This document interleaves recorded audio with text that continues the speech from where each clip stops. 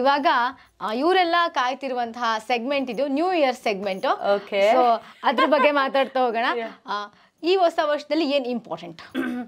ಈ ಹೊಸ ವರ್ಷದಲ್ಲಿ ಇಡೀ ವರ್ಷ ಇಂಪಾರ್ಟೆಂಟ್, ಪ್ರತಿಯೊಂದು ದಿನ ಇಂಪಾರ್ಟೆಂಟ್. ಸೊ ನನಗೆ ಇಡೀ ದಿನ ಇಂಪಾರ್ಟೆಂಟ್ ಆಗುತ್ತೆ, ಬಿಕಾಸ್ ಇನ್ನೊಂದು ಚಾಲೆಂಜ್ನ ತಗೊಳಕ್ಕೆ ರೆಡಿ ಆಗಿರ್ತೀವಿ ನಾವು. So I think year is important, ಈ ವರ್ಷನೇ ಇಂಪಾರ್ಟೆಂಟ್. 2024 ಅಲ್ಲಿ 12 o'clock ಅಲ್ಲಿ ಏನ್ ಮಾಡ್ತಾ ಇದ್ರಿ? 2024 12 o'clock ಅಲ್ಲ. ಸೊ 2024 12 o'clock ಅಲ್ಲಿ ನಾನು ಅಮ್ಮನ ಕರ್ಕೊಂಡು, ಬಿಕಾಸ್ ಅವಾಗ ತಾನೇ ನಾನು ಅಪ್ಪನ ಕಳ್ಕೊಂಡಿದ್ದೆ. ಸೊ ಸ್ವಲ್ಪ ಅವರ ಡಿಸ್ಟರ್ಬೆನ್ಸ್ ಅಲ್ಲಿ ಇದ್ರು.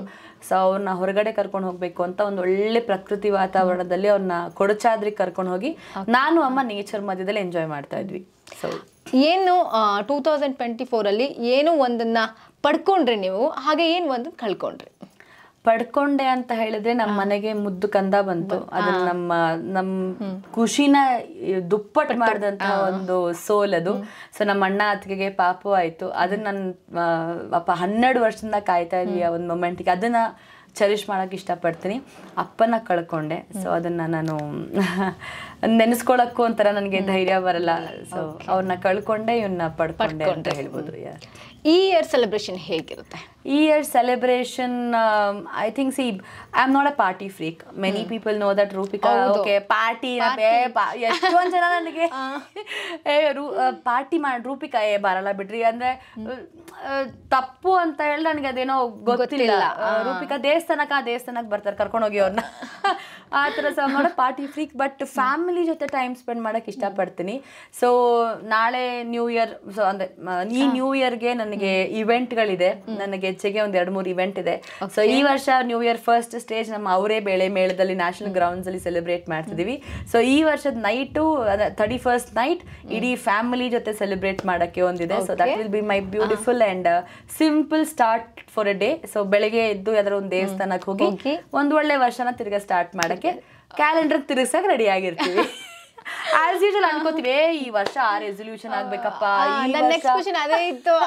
ನಾನ್ ಅನ್ಕೊಂಡಿದೀನಿ ಎಷ್ಟು ರೆಸೊಲ್ಯೂಷನ್ ಅನ್ಕೊಂಡಿದೀನಿ ಅಂದ್ರೆ 2025 ರೆಸೊಲ್ಯೂಷನ್ ಅನ್ಕೊಂಡಿದೀನಿ. ಅದ್ರಲ್ಲಿ ಒಂದೂ ನನಗೆ ಫುಲ್ಫಿಲ್ ಮಾಡಕ್ಕೆ ಅನ್ಕೊಂಡಿರ್ತೀವಿ. ಎಷ್ಟು ಯಾವ್ದೋ ಒಂದು ಮೀಮ್ ನೋಡ್ತಾ ಇದ್ದೆ, 2025 ಅಥವಾ ಯಾವ್ದೇ ನ್ಯೂ ಇಯರ್ ಅಲ್ಲಿ ಜನವರಿ 1ರಿಂದ ಜನವರಿ 15 ಯಾವ ಜಿಮ್ಗಳಿಗೂ ಹೋಗ್ಬೇಡಿ ಅಂತ. ಆ 15 days ಏನ್ ಡೆಡಿಕೇಶನ್ ಅಂದ್ರೆ ಏನೋ. ನಾನು 15 ದಿನದಲ್ಲಿ 15 kg ಕಡಿಮೆ ಆಗೋ ತರ ಕಸರತ್ ಮಾಡ್ತಾರೆ. ನಾನು ಹಂಗ ಹೋಗ್ತೀನಪ್ಪ ಹಿಂಗ ಆಗ್ತೀನಪ್ಪ ಅಂತ ಒಂದು ಜೋಶ್ ಇರುತ್ತೆ. ಅದಾದ್ಮೇಲೆ ಆ ಜೋಶ್ ಎಲ್ಲೋ ಗೊತ್ತೋ ಅದೇನಾಗತ್ತೋ ಅದು I don't know. But it's my small suggestion. ದಯವಿಟ್ಟು ಎಲ್ಲರೂ ಕುಡಿದ್ರು ಕೂಡ ಸ್ವಲ್ಪ ಲಿಮಿಟ್ ಆಗಿ ಒಂಥರ ಎಲ್ಲೆಲ್ಲಿ ಇರ್ತೀರೋ ಅಲ್ಲೆಲ್ಲೇ ಇರಿ. ಡ್ರಿಂಕ್ ಅಂಡ್ ಡ್ರೈವ್ ಮಾಡಬೇಡಿ. ಬೇರೆಯವ್ರಿಗೂ ತೊಂದರೆ ಕೊಟ್ಟು ನಿಮ್ಗೂ ತೊಂದರೆ ಆಗೋದು. Everything should have their own limits.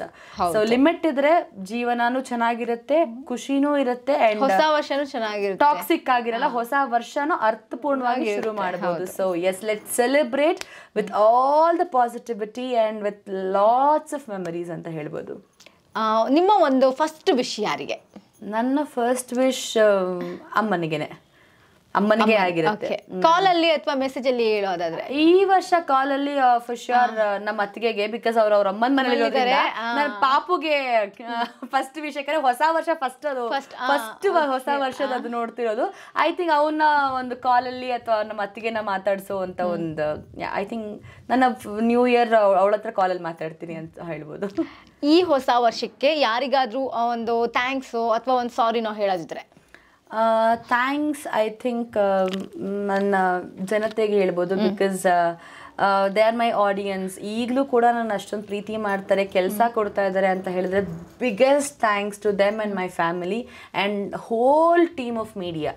ನಾನು ಅವ್ರಿಗೆ ತಲೆ ಬಾಗಿ ನಾನು ನಮಸ್ಕಾರ ಮಾಡಿದ್ರು ಕೂಡ ಕಡಿಮೆನೇ ಆಗುತ್ತೆ ಮೀಡಿಯಾದವ್ರಿಗೆ. ಯಾಕಂದರೆ ಪ್ರತಿ ಒಂದು ಹಂತದ ಬೆಳವಣಿಗೆಗಳಲ್ಲೂ ನೀವೆಲ್ಲ ನನ್ನ ಜೊತೆಯಾಗಿ ನಿಂತ್ಕೊಂಡಿದ್ದೀರಾ. Biggest thanks to you people. ನಾನು ಏನೇ ಒಂದು ಒಳ್ಳೇದು ಮಾಡ್ತಾಯಿದ್ರು ಬನ್ನಿ ಅಂತ ಹೇಳಿ ನನಗೆ ಬೆನ್ನು ತಟ್ಟಿ ನನಗೆ ಪ್ರೋತ್ಸಾಹ ಮಾಡಿದ್ದೀರಾ. ಸೊ ನಿಮ್ಗಳ ಒಂದು ಸಪೋರ್ಟಿಂದ ಈ ಮಟ್ಟಕ್ಕೆ ಬಂದಿದ್ದೀನಿ. ಸೊ ನಿಮ್ಮೆಲ್ಲರಿಗೂ ಥ್ಯಾಂಕ್ಸ್ ಹೇಳಕ್ಕೆ ಇಷ್ಟಪಡ್ತೀನಿ. ಆ್ಯಂಡ್ ಸಾರಿ ಅಂತ ಹೇಳಿದ್ರೆ ನನ್ಗೆ ಗೊತ್ತು ಎಷ್ಟೆಲ್ಲ ತಪ್ಪುಗಳು ಮಾಡಿರ್ತೀವಿ ಆ್ಯಂಡ್ ಅಪ್ಪ ಅಮ್ಮನಿಗೆ ಬೇಜಾರಾಗಿರುತ್ತೆ. ಸೊ ಇದ್ದಾಗ ಅವ್ರಿಗೆ ಸಾರಿ ಹೇಳೋಕ್ಕಾಗಲಿಲ್ಲ. ಸೊ ನಿನಗೆ ಬೇಜಾರಾಗಿದ್ದರೆ ಅಥವಾ ನಾನೆಲ್ಲರೂ ನಿನಗೆ ತಪ್ಪು ಮಾಡಿದರೆ ಐ ಆಮ್ ಸಾರಿ ಅಪ್ಪ. ಸೊ ಅಪ್ಪನ್ನ ಮಿಸ್ ಮಾಡ್ಕೋತೀನಿ. ಸೊ ಅದಕ್ಕೆ I think I love you and I am sorry ಅಪ್ಪ. ತುಂಬ ಕ್ಯೂಟ್ ಆಗಿತ್ತು. Thank you. ಈ ಹೊಸ ವರ್ಷಕ್ಕೆ ಏನಾದರೂ ಒಂದು ಖುಷಿ ವಿಚಾರ ಬೇಕು ಅಂತಂದ್ರೆ ಹುಡುಗ ಬೇಕು ನನಗೆ. ನಿಮ್ಮಿಂದ ನಮ್ಮ ಜನಗಳಿಗೆ, ನಿಮ್ಮ ಫ್ಯಾನ್ಸ್ಗೆ ಬ್ರೇಕಿಂಗ್ ನ್ಯೂಸ್ ನೋಡಿಪ್ಪ, ನಿಮ್ಗೆ ಬೇಕು ಅಂತ ಹೇಳಿದ್ರೆ ಎಸ್, ನಾನು ಈಗ ಪ್ರೀತಿಯಲ್ಲಿ ಬೀಳಬೇಕು ಸಾಂಗ್ ಜ್ಞಾಪಕ ಬರ್ತಿರತ್ತೆ. ಸೊ ಈ ಹೊಸ ವರ್ಷಕ್ಕೆ ಮೋಸ್ಟ್ಲಿ ಇನ್ನೇನ್ ನೆಕ್ಸ್ಟ್ ಕ್ವಶನ್ ಅದೊಂದು ಲೈನ್ ಅಪ್ ಅಲ್ಲಿ ಇರುತ್ತೆ, ಡ್ರೀಮ್ ಬಾಯ್ ಹೇಗಿರ್ಬೇಕು, ಯಾವಾಗ ಮದುವೆ ಅಂತ. ಸೊ ಪಲ್ಲವಿಗೆ ನನಗೆ ಆಸ್ಪದನೆ ಕೊಡಲ್ಲ, ನಾನು ಈಗಲೇ ಹೇಳ್ಬಿಟ್ಟಿದ್ದಾರೆ ಅವರು. ಹೇಳಿ. ಈ ಹೊಸ ವರ್ಷದಲ್ಲಿ ಮೋಸ್ಟ್ಲಿ ಹುಡುಗ ಸಿಕ್ಕಿದ್ರೆ ನಮ್ ಮದುವೆ ಆಗ್ತಂದ್ರೆ, ಹುಡುಗ ಸಿಕ್ಕಿಲ್ಲ ಅಂತಲ್ಲ, ಖಂಡಿತ ಸಿಕ್ಕಿಲ್ಲ. I am still single. So ready to mingle with proper and perfect soul partner ಅಲ್ಲ, cute and a lovely caring husband who supports and it's a mutual respect ಅಂತ ಹೇಳ್ಬೋದು. ಸೊ ನೋಡಿ, ರೆಡಿಯಾಗಿದ್ದೀನಿ ಈ ಒಂದು 25ರಲ್ಲಿ. ನಿಮ್ಗೆ ದಯವಿಟ್ಟು ನನಗೊಂದು ಚಾನ್ಸ್ ಕೊಡಿ ಅವರಿಗೆ. ಯಾರಾದ್ರೂ ಅಂತವ್ರಿದ್ರೆ, ಅವ್ರು ಡ್ರೀಮ್ ಬಾಯ್ ಆಗ್ಬೇಕು ಅಂದವರು, ಹೀಗಿರ್ಬೇಕು ಅಂತ ಅವ್ರು ಹೇಳಿದ್ದಾರೆ ನೋಡಿ, ಯೋಚನೆ ಮಾಡಿ 2025ರಲ್ಲಿ ನೆಕ್ಸ್ಟ್ 25 ಎಂಡಿಂಗ್ ಅಲ್ಲಿ ಇದೇ ಒಂದು ಸಂದರ್ಶನದಲ್ಲಿ ಪಕ್ಕದಲ್ಲಿ ಕೂತ್ಕೊಂಡು ಶೋ ಮಾಡಕ್ಕೆ ಅವಕಾಶ ಮಾಡ್ಕೊಡಿ ನೋಡಿ ಪ್ಲೀಸ್.